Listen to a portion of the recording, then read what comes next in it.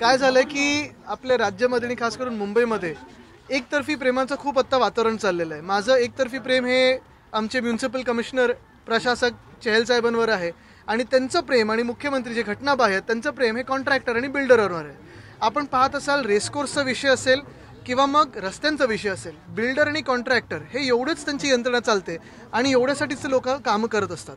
आत्ता देखील आपण पाहिलं असेल, 1 वर्षापूर्वी 15 जानेवारी 2023च्या दिवशी मी पत्रकार परिषद घेऊन हा रस्त्याचा घोटाळा आपल्यासमोर आणला आणि आपल्या माध्यमातून जनतेसमोर आणला. मी प्रत्येक दिवशी आणि प्रत्येक महिन्यात पत्रकार परिषद घेतलेली आणि तेव्हा प्रत्येक वेळी सांगितलेलं आहे की हा घोटाळा आहे, घोटाळा आहे, घोटाळा आहे. आता आपण पाहिलं असेल, दक्षिण मुंबईतलं जे कंत्राट होतं ते एकदा टर्मिनेट झालं, ती व्यक्ती कोर्टात गेली, परत एकदा कोर्टाने सांगितलं की बीएमसीनी पुन्हा एकदा हिअरिंग घ्यावं आणि पुन्हा एकदा त्यांनी टर्मिनेट केलेलं आहे. साधारणपणे 300 कोटी एवढ्या पेनल्टी आता ह्या 5 कॉन्ट्रॅक्टर्सकडून ड्यू आहेत. पण मला वाटतं टेंडरमध्ये अशी प्रोव्हिजन आहे की जे जनतेचे पैसे असतील, म्हणजे आपले पैसे, करदात्याचे पैसे, जे बीएमसी त्यांना बिल म्हणून देतं कॉन्ट्रॅक्टरना, त्याच्यातून ही पेनल्टी कापली जाणार आहे. म्हणजे पेनल्टी पण आपणच भरतोय. खरं तर ही कॉन्ट्रॅक्टरच्या खिशातून आली पाहिजे. माझं मत हेच आहे की आज पण हा घोटाळाच आहे. मुंबईवर आपण पाहत असाल, रस्त्याची कामं तशी पाहिजे तशी झालेली नाही आहेत आणि आता पुन्हा एकदा आपण पाहतोय की अजून 6,000 कोटीची कामं याच कॉन्ट्रॅक्टरना ते देणार आहेत. तर आज मी त्याच्यावर पत्र लिहिलं आहे. आणि त्याची राहुल नार्वेकर यांची देशाच्या पक्षांतरबंदी कायदा समितीच्या अध्यक्षपदी निवड, तुमचे जुने सहकारी होते, काय गुण असे आहेत की त्यांची एवढी मोठी नियुक्ती केली? मला वाटतं पहिलं मी वाचलं तर मला वाटलं आज 1 एप्रिल आहे का, एप्रिल फुल्स डे आहे का. नंतर मला कळलं की हे जनतेलाच सगळे उल्लू समजतात, पण जनता हुशार आहे. आपण पाहत असाल, जी राहुल नार्वेकर यांची काल त्या समितीवर अध्यक्ष म्हणून निवड झालेली आहे, 2 कारणं असू शकतात. पहिलं कारण, त्यांचा एक खूप मोठा एक्सपिरियन्स आहे ह्याच्यात पक्ष बदलण्यात. आत्तापर्यंत 3 पक्ष बदलून झालेत, कदाचित लवकरच 4थ्या पक्षात जातील. तर खूप मोठा एक्सपिरियन्स आहे. त्या एक्सपिरियन्समधून आम्ही सगळ्यांनी पण शिकावं. ह्याच्यासाठी असेल पक्षांतर बंदी कसं काय वाचायचं आणि दुसरीकडे जायचं. किंवा दुसरं म्हणजे आपण पाहतोय की डॉक्टर बाबासाहेब आंबेडकरांच्या संविधानाचा अपमान करून त्यांनी ट्रायब्युनल म्हणून जो निकाल दिलेला आहे, लोकशाहीच्या विरोधात निकाल दिलेला आहे, त्याच्यासाठी असेल. राहुल नार्वेकर यांचं वक्तव्य आहे की उद्धव ठाकरे यांच्यामध्ये धमक असेल तर त्यांनी मी दिलेला निर्णय कसा कायद्याने चुकीचा आहे हे दाखवावं. उगाच मला वाटतं आम्ही जनता अदालतमध्ये तेच घेतलं आणि पहिल्यांदा आम्ही बघितलं, जे राहुल नार्वेकर न्यायमूर्ती म्हणून ट्रायब्युनलचे काम करत होते, कधी आपण बघितलंय का न्यायनिवाडा झाल्यानंतर कोणतरी प्रेस कॉन्फरन्स घेऊन तोच निकाल कसा आहे, बरोबर आहे सांगताय.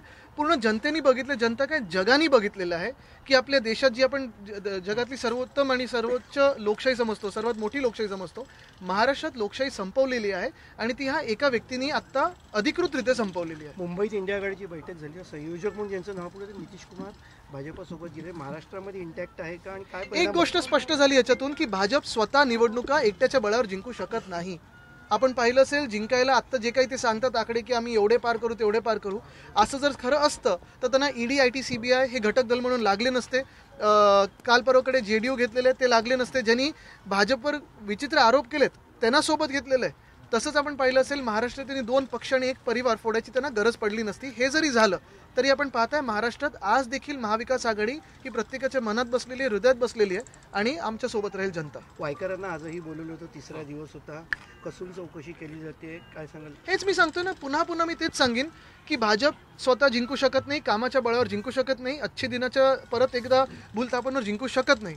वायकरजी असतील, राजन साळवीजी असतील, सुरज चव्हाण असतील, या सगळ्यांनाच, किशोरीताई असतील, या सगळ्यांना हैराण केलं जातं एवढ्यासाठीच कारण ते सत्तेसोबत लढत आहेत. रोहित पवारांना देखील त्याच्यासाठीच बोलवलं होतं.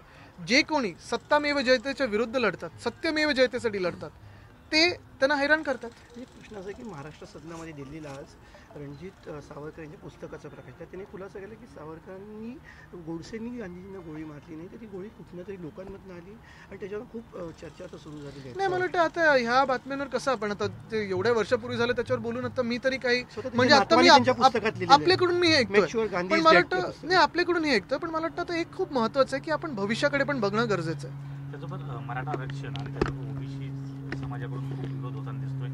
ते देखील छगन भुजबळ म्हणतात की मी सरकारमध्ये राहूनच हे करते, जर काढायचं असेल तर काढून टाका, अशा प्रकारचं वक्तव्य छगन भुजबळ म्हणतात. मला वाटतं की आम्ही सगळे राजकीय मंडळी काही म्हणण्यापेक्षा आपल्याकडून जे विश्लेषण आत्ता पण येत आहे, गेल्या 2-3 दिवसात मी बघतोय त्या मसुद्यावर अनेक लोकांनी आपली मतं व्यक्त केलेली आहेत.